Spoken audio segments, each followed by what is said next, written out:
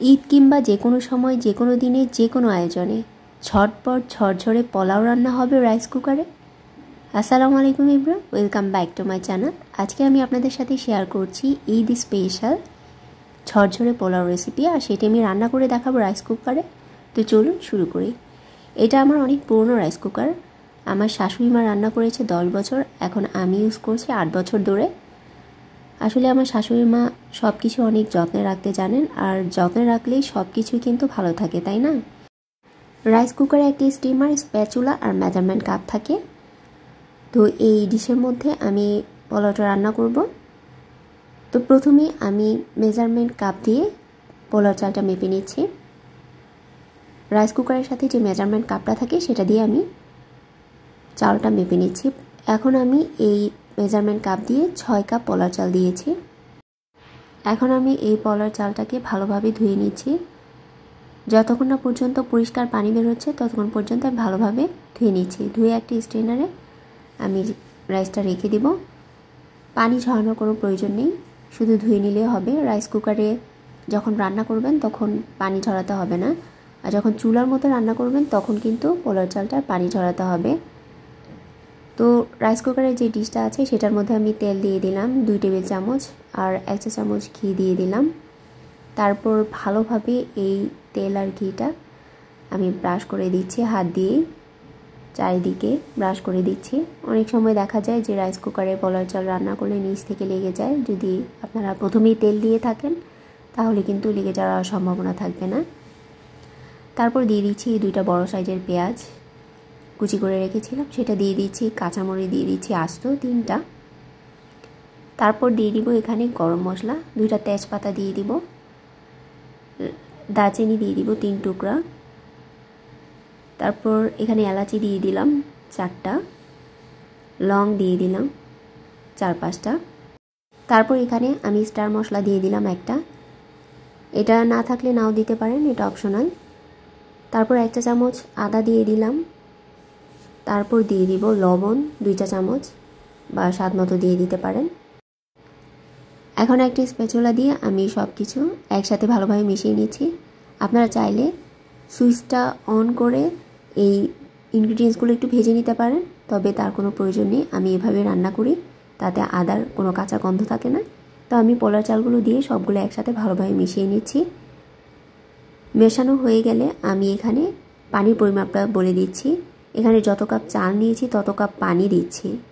কিন্তু তারপর একটা কথা আছে, যদি পুরনো চাল হয় তাহলে আপনারা পানি বেশি দিয়ে দিবেন, আর যদি নতুন চাল হয় তাহলে যত কাপ চাল তত কাপ পানি দিয়ে দিবেন। তো আমার এই চালটা পুরনো চাল, এই জন্য আমি 2 কাপ পানি বেশি দিয়ে দিচ্ছি। এখানে আমি প্যাকেটের চালটা ইউজ করেছি, আর প্যাকেটের চালটা ইউজ করলে আমি সবসময় 2 কাপ পানি বেশি দিই এই পোলাও চালটা রান্না করে থাকি। আপনারা চেষ্টা করবেন পুরনো চাল হলে অবশ্যই পানি বেশি দিতে, না হলে কিন্তু রাইসগুলো ভালোভাবে ফুটবে না, শক্ত থেকে যাবে। রাইস কুকারে রান্নার ক্ষেত্রে যে বিষয়টা লক্ষ্য রাখা জরুরি, যে ডিশের মধ্যে আমি পোলাও চালটা দিয়েছি সেই ডিশের নিচে যাতে কোনো প্রকার পানি না থাকে, আর পানি থাকলে আপনারা একটা টিস্যু দিয়ে মুছে দিবেন। এই অসাবধানতার কারণে কিন্তু অনেক সময় শর্ট সার্কিটও হয়ে থাকে। অবশ্যই বড় কোনো দুর্ঘটনা ঘটার আগে ছোট ছোট বিষয়গুলো খেয়াল রাখবেন। তো রাইস কুকারে 2টা অপশন থাকে, একটা হচ্ছে কুক অপশন আর একটা হচ্ছে ওয়ার্ম অপশন। তো আমি সুইচটা অন করে দিয়ে কুক মোড অপশনে দিয়ে দিলাম। যখন রান্না হয়ে যাবে তখন অটো ওয়ার্ম অপশনে চলে আসবে। দেখতে পাচ্ছেন যে যখন রান্না হয়ে গেছে তখন কুক অপশনটি বন্ধ হয়ে ওয়ার্ম অপশনে চলে এসেছে, তার মানে পোলাওটা রান্না হয়ে গেছে। এখন আমি সুইচটা অফ করে দেব। তারপর গরম থাকা অবস্থায় আমি ঢাকনাটা খুলে একটু দেখে নিচ্ছি, এবং পোলাওয়ের সাথে আর কিছু ইনগ্রিডিয়েন্টস অ্যাড করব। একটা সুন্দর স্মেল আসার জন্য আমি এখানে দেশি ঘি দিয়ে দিচ্ছি 2 চা চামচ পোলাওর উপরে। তারপর দিয়ে দিচ্ছি পেঁয়াজ বেরেস্তা, এতে সুন্দর একটি স্মেল হবে। তারপর দিয়ে দিচ্ছি কাঁচামরিচ, এতে কাঁচামরিচের ফ্লেভারটাও বের হবে গরম থাকা অবস্থায় দিলে, খুব ভালো লাগে এই ফ্লেভারটা। এখানে কেউ চাইলে কেওড়া এসেন্সটা দিতে পারেন, তবে পার্সোনালি আমার কেওড়া এসেন্সের স্মেলটা ভালো লাগে না, তাই দিচ্ছি না। কেউ চাইলে অবশ্যই দিতে পারে, এতে শাহি শাহি একটা ফ্লেভার আসবে। তারপর এই সব ইনগ্রিডিয়েন্টস আমি সবগুলো একসাথে ভালোভাবে মিশিয়ে নিচ্ছি যাতে স্মেলগুলো চারিদিক ছড়িয়ে পড়ে। এই কাজটা কিন্তু গরম থাকা অবস্থায় করতে হবে, না হলে ঘি তারপর কাঁচামরিচ পেঁয়াজ বেরেস্তার ফ্লেভারটা কিন্তু আসবে না। তো এখন দেখতে পাচ্ছেন যে গরম থাকা অবস্থায় কতটা ঝুরঝুরে রয়েছে। তো আমি ভালোভাবে মিশিয়ে আবার স্টিমারটা দিয়ে ঢাকনা দিয়ে রাখবো 5 মিনিট। তো 5 মিনিট পর একটু দেখে নিচ্ছি, দেখতে পাচ্ছেন এখনও কিন্তু ধোঁয়াটা গরম আছে। তো এই গরম থাকা অবস্থায় কিন্তু অনেক ঝরঝরে হয়েছে এই পোলাওটা। আমার চ্যানেলে রাইস কুকারে ঝরঝরে পোলাও রান্না হয় কিভাবে সেটার একটা ভিডিও দেওয়া আছে। সেটা অনেক পুরনো একটা ভিডিও, যেটা রিটেন রেসিপি ছিল, আর সেটা কিন্তু 1 লাখ ভিউর হয়ে গেছে। আপনারা খুবই পছন্দ করেছেন এই ভিডিওটা।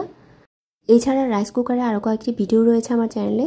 রাইস কুকারে ঝরঝরে ভাত রান্না করা যায় কিভাবে এবং বিফ বিরিয়ানি রান্না করা যায় কিভাবে সেটার রেসিপিও আমার চ্যানেলে দেওয়া আছে, আপনারা চাইলে দেখে নিতে পারেন। তো যে কোনো সময় যে কোনো আয়োজনে অনেক ইজি ওয়েতে রাইস কুকারে ঝটপট ঝরঝরে পোলাও রান্না করে নিতে পারেন। তো রেসিপিটি ভালো লাগলে লাইক কমেন্ট শেয়ার সাবস্ক্রাইব করতে ভুলবেন না। আজ এই পর্যন্তই, সবাই ভালো থাকবেন। আল্লাহ হাফিজ।